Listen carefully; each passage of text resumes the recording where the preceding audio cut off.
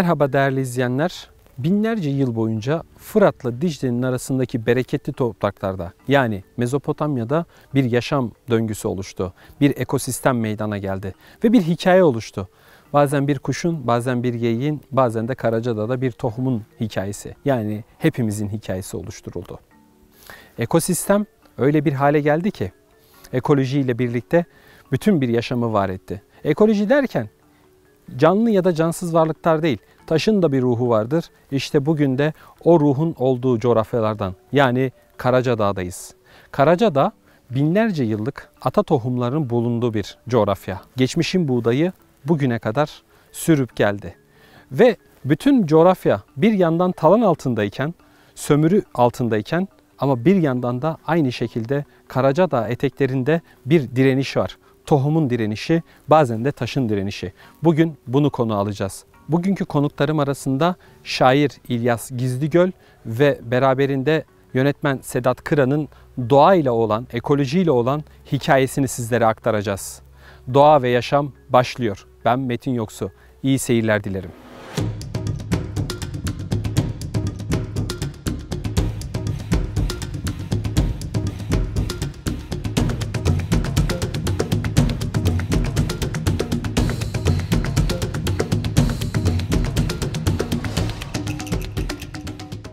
Sayın Sedat Kıran, merhaba. Merhabalar, kolay gelsin. merhabalar, hoş geldiniz. Basmayayım, bir çalışma var. Nedir bunlar? Direkt öyle başlayayım. Bunlar ters lale bildiğimiz Karacadağ'a özgü olan endemik bitki türleri bunlar.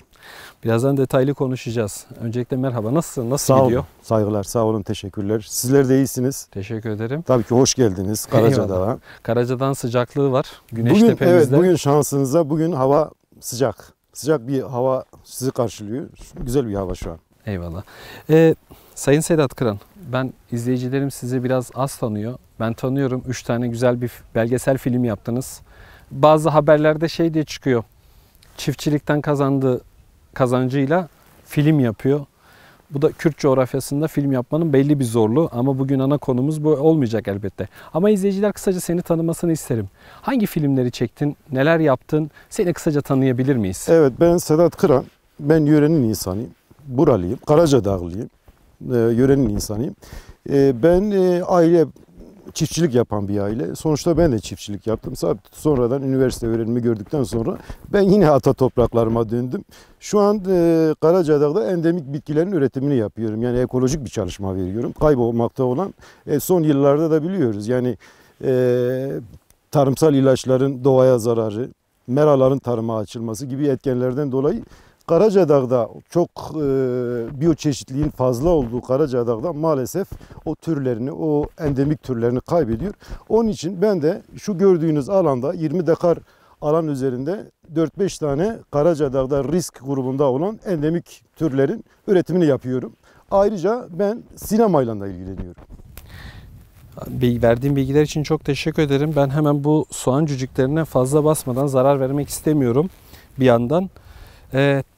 Kaç çeşit ters lale var burada? Hangi türler var? İsimlerini biliyor muyuz ve bunların nesli ne durumda? Şimdi Karacadağ'a özgü Fritillaria grubu deniliyor. Yani literatürle Fritillaria olarak kazandırılmış. Tabii 1890'larda Avrupalıların, biyologların vermiş olduğu literatüre kazandıkları isim.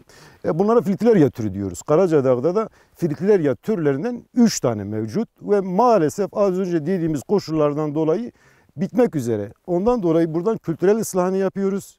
Burada belli üreticilerimiz de var. Bunu belediyelere, yurt dışına pazarlıyoruz. Tabii buradaki insanlar için de ekonomik bir katkı, bir getirisi oluyor. Yani sonuç itibariyle bu bitkinin yok olmaması için çalışıyoruz. Tabii ki onun dışında da Karacadağ'a özgü lale çeşitleri var. Onun dışında 4-5 tane şu an bu alanda 4-5 tane risk altında endemik türün hem korunması hem de üretimini yapıyoruz. Peki bu yaptığın üretimde bir endüstriyel bir olay var mı? Tamamen bir kar amacı mı? Bir de çok zarar vermek istemiyorum. Seni de bu tarafa almak istiyorum. Hani evet, kameranın ışığı açısından da bakalım buradaki canlılara da hani bitkiyi çok bazıları canlı olarak görmüyor ya bir noktada. Evet. Buradaki bitkileri de çok soğan cücüklerine fazla zarar vermeden bütün bu alana baktığımda bütün bu alanda bunlardan mı var? Mesela burası biraz çalışma yapılmış gibi görünüyor. İzleyicilere biraz aktarabilir miyiz? Hani nasıl bir çalışma var burada? Şimdi şurada 20 dekar alan burası. Burada 3 tane Fritillaria grubunun cinsi var. Onun dışında da Karacadağ'a özgü 3 tane cinsi daha var. Yani kaybolmakta olan Iris Masya ismini de Karacadağ'dan alıyor. Roma döneminde Karacadağ Masya denilmiş ve bunun literatürle kazanılması için Iris Masya olarak geçiyor. Ahuşeri var. Ahuşeri de farklı bir bitki. O da Karacadağ ve Korokus denilen bir bitki. Bunlar endemik türler. Bunlar da bu 5 türün üretimini şu an tabii biz bunu sınıflandırmışız. Yani Fritillaria grupları nerede, hangi alanda, diğerleri hangi alanda biz kendi ekim yaparken belli bir peyzaj şeyine dikkat ederek belli alanlara göre biz ekimini yapıyoruz. Şu gördüğünüz de drenaj kanalları su almaması için böyle biraz yüksek yapmışız. Yani bahar ayında buraya geldiğiniz zaman o cinslerin hepsini görmek mümkün. Yani şu gördüğünüz Fritillaria grubu, Fritillaria persica deniliyor. Coğrafyadan ismini alıyor. Literatüre öyle kazanılmış. Bu burada endemik olan bir tür ve bu endüstriyel boyutu yurt dışına gidiyor. Genellikle Hollanda'ya gidiyor. Hollanda'da peyzajın dışında da aromatik bitki ve tıbbi ilaçlarda kullanılıyor. Yani ilaçların farmolojik özellikleri var bunun. Kimyasal bir içeriği var bunun. Amerika'da yapılan çalışmalarda bunun farklı ilaçlarda kullandığı ve kanser türevi bazı hastalıklarda alternatif olabilecek içerikli maddenin içinde olduğu söyleniyor. Siz endüstriyel boyutuyla işlemek yerine ekolojik anlamda bu bitkinin coğrafyada, Mezopotamya'da yaşaması için mi mücadele ediyorsun? Doğru mu anlıyorum? Çünkü evet. Anlatımın uzadıkça ben sanki şey anladım. Evet. Yani izleyiciler de acaba Zaten, endüstri mi yapıyor bu noktada? Zaten son dönemlerde bizim çoğu üretici bu işi bırakmak zorunda kaldı. Çünkü bu ürün belli bir karşılığı olmayınca ekonomi anlamda üreticiler bunu bıraktı. Kendi arazilerinde domates bildiğimiz klasik ürünler ekmeye çalıştı. Ben şu an kendim direniyorum. 20 dekar alan, burada milyonlarca adet lale soğanı var. Ve sadece buradaki Karacadağ'a özgü bu lalenin, bu türün yok olmaması için ben mücadele veriyorum. Çok teşekkür ederim verdiğin bilgiler için. Tarlaların sonuna baktığımda orada bir tepecik bir alan var. Nedir? Evet. Ne var orada? Onu merak ettim açıkçası. Çünkü öncekilerden biraz daha farklı bir yükseltisi var. Evet. Yani buralarda tabii ki Karacadağ'a değindiğimiz zaman farklı eski dönemlere ait yerleşim yerleri var buralarda. Oralarda da eski bir yerleşim yeri olduğuna dair bazı veriler bulmak mümkün. Tabii burada arkeolojik bir çalışma daha yapılmamış. Bir o tarafa gidelim bir bakalım ne var orada. Evet, gidelim oraya. Gidelim Sedat Kıran. Buyurun.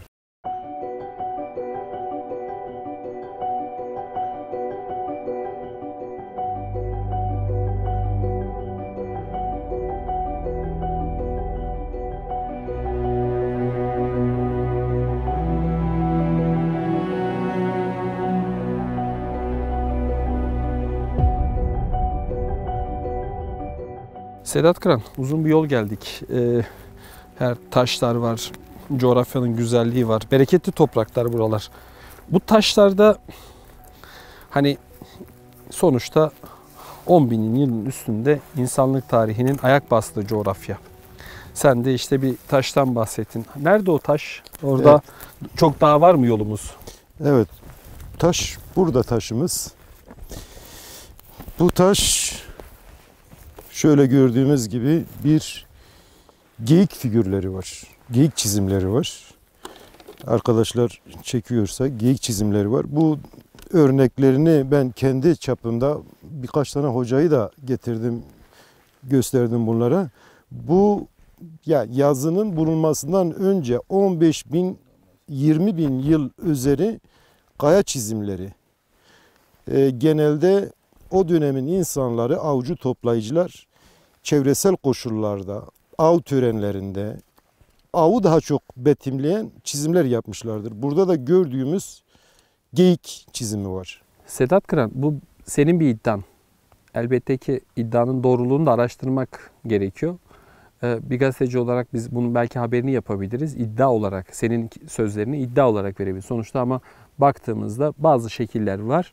Ama bunun daha uzmanlık gerektiren insanların bakması gerekiyor. Bununla ilgili sen herhangi bir kurulu, koruma kurulu ya da arkeologlara bilgi verdin mi? Buradan onlara bir çağrın da var mı? Tabii bunu arkeolog arkadaşlarla birlikte gelip gördük. Ben buralarda buna benzer çizimleri ben bayağı gördüm. Yani bu kaya üzerlerinde bu çizimleri bayağı gördüm. Bu çizimler genelde birbirine benzer çizimler. Ya güneş figürünü görüyoruz, ya ay figürünü görüyoruz, ya da geyik figürünü görüyoruz. Şimdi ben de kendi çalışmalarım doğrultusunda bir çalışma yaptım. Dünya ölçeğinde tarihi olarak baktığımız zaman bu örnekleri görmek mümkün. Yani bu Fransa'da da hatta bir mağarada da buna benzer örnekler, geyik çizimleri var. O belki sanatsal olarak daha iyi bir çizim yapılmış. Yani bu 15 bin, 20 bin yıl öncesine ait o dönemin insanların çevresel koşulları, coğrafyayla olan ilişkileri, besinle olan ilişkileri burada gördüğümüz aslında bir av türenini betimlemiş. Yani o dönemde geyik nedir insanlar için? Bir besin kaynağı. Avladığı zaman besin kaynağı. Onun hem besininden kaynaklanıyor, artı onun derisinden ve onun kemiklerinden de hem boynuzlarını bir şey yapıyor. Yani savunma silahı yapıyor o dönemde kendini savunmak için boynuzlarını. Derisini de vücutta giymek üzere kullanıyor. Yani o dönemde insanların doğayla ilişkisini anlatan bir betimlemedir bu. Yani bu örnekler de dünya çapında 15 bin, 20 bin hatta 30 bin yıl öncesine dayanan örnekler bulmak mümkün. Yani bunlar iddia elbette ki izleyicilerimiz açısından söylemek gerekirse araştırılması gereken konulardan bir tanesi. Uzmanların buna gelip bakması gerekiyor. Peki başka bu senin tarlanda, senin çalışma yaptığın alanda bunun dışında başka taş var mı? Senin tarlanda vesaire senin bulunduğun yaşam alanında var mı başka? Benim yakın köyde bir yerde vardı. Ben onu getirip yani öyle bir şeye karşı karşıya olmaması için, yok olmaması için ya da o açılan arazilerde taş yığınlarının arasında kalmaması için ben bahçeye getirip orada şu an koruma altına aldığım buna benzer bir hikayenin işlediği bir taş var orada. Köyün girişindeydi sanki evet, köyün girişinde. O zaman onu da görelim. Ondan sonra biz senden müsaade isteyelim. Yavaş yavaş biz artık buradan izleyicilerimizi Tekoran Vadisi'ne götüreceğiz. Tamam. Teşekkür ediyoruz biz de. Şöyle bir su dökerek de bir alalım isterseniz. Şöyle daha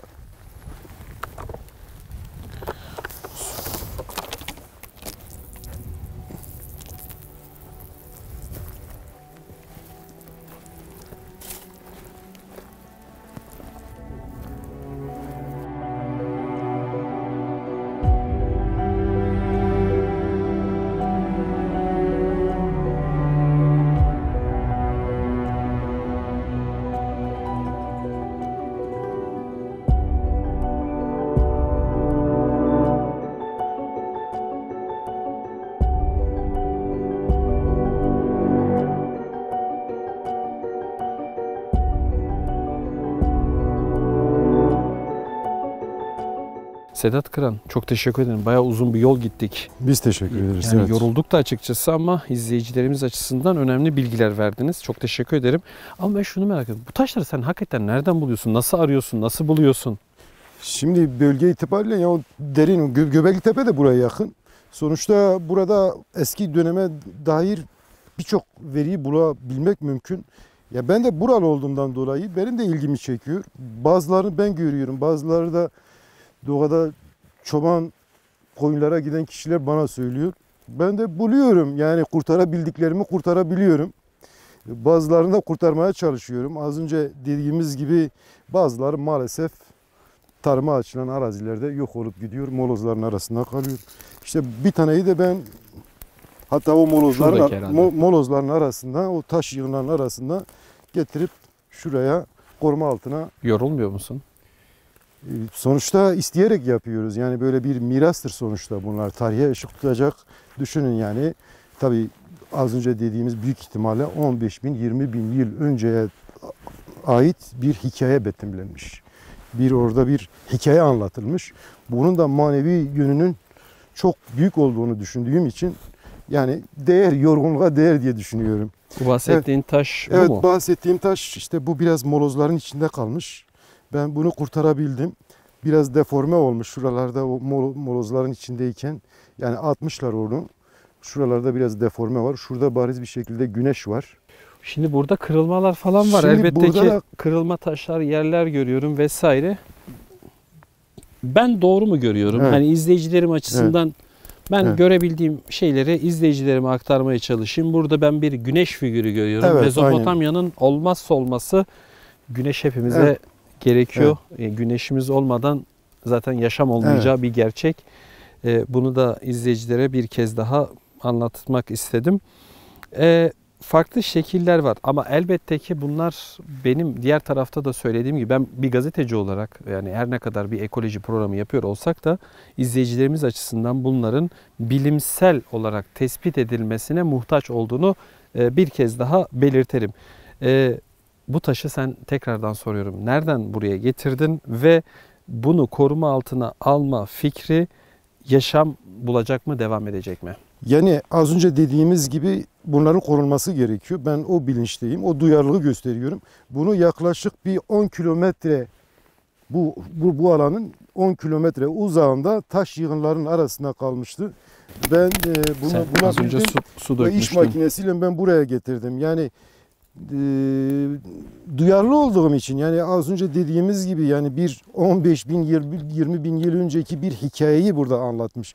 Az önce diğerinde geyik vardı. Bunda bariz bir şekilde güneşi gördünüz. Ay figürleri var. Yani o dönemki insanlar içinde bulunduğu çevresel koşullardan etkilenerek çizimler yapmış. Yani bunun da ciddi anlamda manevi boyutu vardır. Bunların korunması gerektiğini düşünüyorum. Ben elimden geldikçe yapmaya çalışıyorum. Ama bazıları da maalesef az önce dediğiniz oradaki o darbeler, şuradaki burada bir fiili olarak bir müdahale yapılmış. Maalesef hazine avcıları da bu figürleri gördüğü zaman burada işte güneş 100 metre ileride hazineyi belirtiyor ya da şurada gördüğünüz bir yırtıcı hayvan betimlemesi var. Hazine avcıları da var maalesef. Onlar da kendi hayal dünyasında bir şeyler arıyorlar. Maalesef şurayı kırmışlar. Yani içinde bir değerli bir şeyin olduğuna dair bir fikri var bunun. Büyük ihtimalle bu çok eski dönemde ben hatırlamıyorum, bilmiyorum yani bu nasıl. Büyük ihtimalle hazine avcıları tarafından orayı kırmışlar. Kültürel mirasın elbette ki gelecek nesillere bırakılması gerekiyor. Çünkü bunlar sadece bizlere ait değil, gelecek nesillere dünya mirasının birer parçası. Mezopotamya'nın her tarafı elbette ki bunlarla kaplı. Evet. Evet değerli izleyenler, şimdi de Karacadağ eteklerinde Sedat Kral'la görüştük. Çok teşekkür ederiz zaman ayırdığınız için izleyicilerimiz adına doğaya, ekolojiye ve taşa olan duyarlılığınız için. Sağ olun. Bizler de teşekkür ediyoruz. Siz de sonuçta bu tür korumaya çalıştığımız bu değerlere en azından siz de bunları bir şekilde kamuoyuyla paylaşacaksınız. Biz de o duyarlılığınız için sizlere teşekkür ediyoruz. Ben Sağ olun, var olun. izleyicilerim açısından bir kez daha teşekkür ederim. Evet değerli izleyenler, şimdi de Tekoran Vadisi'ne gidiyoruz. Orada şair İlyas Gizligöz'ün taşla olan bağını sizlere aktarmaya çalışacağız. Buyurun hep birlikte şimdi de Siverek'in bir diğer ucuna, Tekoran Vadisi'ne, yani Fırat'ın hemen yanı başına gidelim.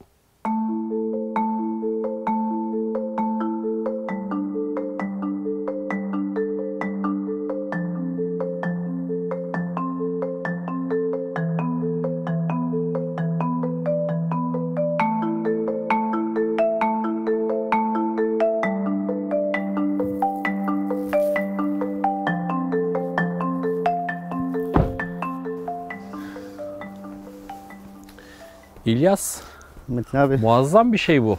hoş geldin abi. Merhaba. Merhaba, nasılsın abi? Uzun İyisin? zaman oldu görüşmeyeli. Sormayın abi, en son geçiyordunuz buradan, haberleşemedik bir türlü. Evet. Bu Adıyaman'a her gidişimde burayı görüyordum. Hı hı. Ama senin dilinden bir kez dinlemek benim için ayrı bir heyecan olacak. Evet.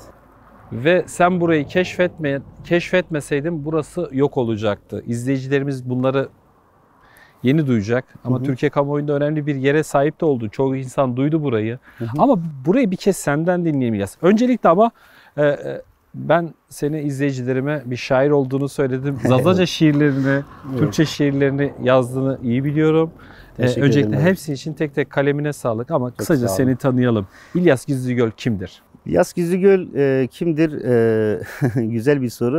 1989'da Siverek'te doğdum. Şu an 36 yaşındayım. 3 çocuğum var, 2 kız, bir oğlan. Zazaca hem şiir hem hikaye hem fıkra yönüyle derlemelerle de ilgileniyorum. Bununla ilgili bazı dernekler, kurs çalışmaları da düzenledik memlekette. Böyle yaşıyoruz burada. Peki İlyas, yani bu taşları sen nasıl keşfettin ve buraya nasıl müdahale oldun da bu Evet. yol çalışması sona erdi? Evet. Hikaye neydi? Hikayesi Ekim ayında biz feribotla geziye giderken kuzenlerimle burada kepçe çalışıyordu. Ben zaten bazalt taşlarla ilgiliyim. Yıllardır biriktirdiğim taşlar var. Özellikle işlemeli tarihi taşlardı. Bunların bu petek yapısı, böyle doğal görüntüsü ilgimi çekti. Durduk adamla konuştuk, yani bunu ne yapıyorsunuz, bu çok mu gerekli? Dedi ki burası heyelan bölgesi. Şu karşıdaki yolu çekeceğiz bu aşağı doğru. Aşağısı zaten Fırat. Evet, o aşağı aşağısı taraflar Fırat.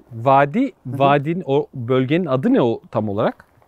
Aslında buraya biz Fırat Vadisi diyoruz ya da Bucak bölgesi deniliyor bura. Burası Bucak. Yol çalışması. Tekoran Vadisi'nin Takuran Vadisi daha ileride. daha Evet. ileride. Hı-hı. Fırat Nehri şimdi baraj ama. Aynen, Barajlarla şimdi baraj. yok edilen nehirlerimizden, kutsal nehirlerimizden biri. Evet. Peki buradaki taşlar Şimdi buradaki nedir? taşları biz doğal görüntüsünden bir şeyler olduğunu çözdük ilk etapta. Hani insan yapımı değil, herhangi bir tarih işlemesi değil. Zaten kuzenim müze müdürü yanındaydı. Beraber fikir yürüttük. İnsan eliyle yapılmadı belli gayet. Biz fotoğraflarını çektik. Diyarbakır jeoloji alanında profesör var Felat Hoca. Hı hı. Felat Hoca'ya bu durumu bildirdik. Felat Hoca bunların bazalt taşlar olduğunu söyledi. Kolombo bazalt diye. Taşlar kırılan alanlar var. Bizim buraya gitmemiz tehlikeli mi? Hani Yok, eğer çok tehlikeli şeyse değil. biraz yaklaşalım mı? Hani Yaklaşabiliriz. izleyicilerimiz de Hı hı. görsün nedir diye. Felat Hoca'nın bilgi notunda bunların kolombur bazalt denilen doğal oluşumlar olduğunu söyledi. Bunların mutlaka korunması gerektiğini, bir şeyler yapmamız gerektiğini bildirdi bize. Tabii biz bilgi notunda heyecanlandık çünkü diyor ki en az 5, en fazla 20 milyon yıl aralarında bir tarihe sahip. Karacadağ volkanizmasını biliyorsunuz. Karacadağ'ın bir ana damarı burada püskürtme yapmış. Volkanizma burada bir lav genişçe bu dağ büyüklüğünde, hatta şu an yeraltı dibimiz bile bunlardan devam ediyor. O meğersem zamanla soğumuş, büzülmüş, bu şekilde kırılmalarla, hani toprak da bazen yağmur yağıyor, toprak şekilleniyor, kuruyor ya üstte. Bunlar da bu şekilde dibe kadar bu yarıklar oluşmaya başlamış şekiller. Beşgen ve altıgen sütunlar olması önemliydi dedi. Bir de dünyada bu düzeyde Büyük, bayağı evet, uzun görüyorsunuz, ve evet. şeydir. 10 metreyi bulan taşlar vardı mesela, burada kırmışlar kepçe. Şöyle Türkiye'de birkaç yerde var ama bu kadar düzgün değiller. Bunların düzgün olmasının bazı sebepleri var. Bir, toprak altında kalmaları, rüzgarla, havayla, suyla temas etmemeleri. Bir de yoğun bir demir oranı da var taşların içinde. Bakın hala biraz önce sönmüş gibi duruyor taşların Şu içine. Bakın. kısımları. Evet, evet. Hı hı. Peki şunu merak ediyorum. Mesela taşlara baktığımızda geometrik şekiller ve Evet. merdivensi bir yapı Hı hı. görüyorum. Ve ciddi anlamda büyük tahribata uğramış. Yani mesela Evet. dünyada ya da Türkiye'nin çeşitli alanlarında bunun örnekleri nasıl ve bunları nasıl korumak gerekiyor? Ya da korumak gerekiyor mu bir evet, noktada? Kesinlikle Ve korumak neden? gerekiyor. Bunlar jeofizik, Orada kalın lütfen. jeopark miras alanında, jeopark miras alanı olarak görüyoruz. Jeoturizme açılıyor bunlar. Mesela İzlanda'daki adamlar gidip 15 avro ya da 20 avro vererek sadece alanı gezebiliyorlar. Bizimkiler, bu ön taraf sadece öne doğru eğilmiş. Bu da heyelan nedeniyle. Yukarı çıktığımızda bakıyorsun bu beşgen ve altıgenlerden sanki kaldırım yapılmış gibi üstüne gezebiliyorsun. Ben mesela 6 Şubat depremlerinden önce de bu yolu sıklıkla kullanırdım. Evet. Özellikle Nemrut'a ve beraberinde Adıyaman'a, Elbistan'a, o tarafa giden bölge bu hattan sık kullanırdım. Hı hı. Bu yoldan defalarca geçtiğimde, her geldiğimde burada bir yol çalışması zaten görülüyordu. Evet. 6 Şubat depremlerinin öncesinden bahsediyorum. 2018'den beri kullandığım bir yol. Benim anlamadığım, bunca yıl keşfedilmedi ama ne oldu da birden haberdar olduk bundan? Nasıl hani bu da çok önemli bir bilgi. Yani Evet, mesela yarın öbür gün evet, başka evet, bir haklısın. yerde, diyelim başka bir Hı. alanda, Mezopotamya'nın ya da Karacadağ eteklerinde herhangi bir yerde olabilir. Başka alanlarda da olabilir. Nasıl keşfedilir bunlar? Devlet korumak zorundadır. Devlet bir ağacı, bir taşı, doğadaki herhangi bir şeyin asıl koruyucusudur. Devlet bu yüzden var. Biz kendi gücümüzle, vatandaşla problem yaşamamak adına bir kere bildirmeliyiz. İkincisi, ben bildirdiğimde bir gün müsaade edildi. O bir gün içinde ben anladım ki yarın sabah Urfa'dan buraya gelemeyecekler. Ankara haber gönderene kadar bir şekilde buradaki yol çalışmasına kurban edilecekler. Ben basın ve yayın yoluyla şehre duyurdum. Şehirden bölgeye aktı. Diyarbakır'daki insanlar uğradı buraya, haber yaptılar. Hatta dediniz ya biz buradan çok geçerken. Ferhat Hoca jeolog olmasına rağmen o da buradan geçmiş, dikkatli çekmiş ama bir şey onu güdülememiş. Ya dur ben yetkililerle görüşeyim. Burada koruma altına alması gereken bir şey var. Yani kendisi söyledi, dedi ben Adıyaman'a kaç defa geçerken benim de dikkatimi çekti. Bilmiyorum, bendeki daha fazla duyarlılık, daha fazla eyleme dökme, biraz da cesurca davranmaktan kaynaklandı. Benim içimde o an bir müdahale etme dürtüsü doğdu. Bu şekilde kurtardık. Bu yüzden de çok mutluyum. İlyas, Evet. nasıl korumak gerekiyor doğayı, coğrafyayı? Neler söyleyebilirsin? Yani tabii bu işin uzmanları jeologlardır. Onlar bir alan taraması yaparken eğer bazalt türü oluşumlar varsa ya da bir bölgede tarihten kalma arkeolojik sit alanları varsa onlar tespit eder. O taşa kıymet verir. Bu alanı korurlar. Yani yol mu yapılacak, ev mi yapılacak? Bunu erteleyebilirler. Uzmanını çağırabilirler. Mesela birçok köyde hüyükleri köylüler rastgele sürüyor, tarlaya çeviriyor. Ama o yüklerin altında o yükler 5-6 bin yıldır bir medeniyet inşa ediliyor, çöküyor tekrar. İçinde araştırdığında bir sürü şey çıkıyor. Ben havan, 6 bin yıllık havan gördüm. Rastgele atılmış, kırılmış. Onun dışında buğday dövmek için şu ucu yuvarlak üstüne tutulacak yeri olan taşlar gördüm.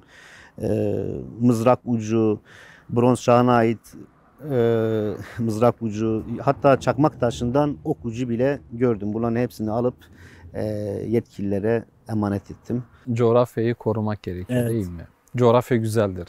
Mezopotamya hepsinden güzeldir. Kesinlikle. Konuk oldunuz, zaman ayırdınız. Çok teşekkür ederim. Ben teşekkür ederim Metin abi. Taşlar, doğa size emanet. Burayı korumak sizin gibi insanların sayesinde olacak. Emeklerinize sağlık. Çok teşekkür ederiz programımıza Ben geldiğinizde teşekkür ederim. izleyicilerim adına. Sağ olun. Hı hı. Umarım tekrar görüşürüz Metin Bey. Görüşmek Sağ dileğiyle. olun. Evet değerli izleyenler, Karaca Dağ'ın eteklerindeydik. Orada yaşayan bitkileri yaşatmak için uğraşan Sedat Kral'la görüştük. Ardından şair İlyas Gizligöl'ün yanına geldik. O da taşı korumak için burada. Yıllardır taşları koruyor. Hani ekolojide hep canlı varlıkları konuşuyoruz ya, unuttuğumuz hep bir şey var. Taşın bir ruhu vardır. Güneşin bereketli topraklara değdiği yerlerde iki nehrin arasında taş bu coğrafyaya bir şekil vermiştir. Bugün de o taşlar yeri geldiğinde hala şekil veriyor. Bazen bir çocuğun elinde, bazen de milyonlarca yıllık alan içerisinde. Ben Metin Yoksu, Doğa ve Yaşamı sundum. Bir başka programda görüşmek dileğiyle.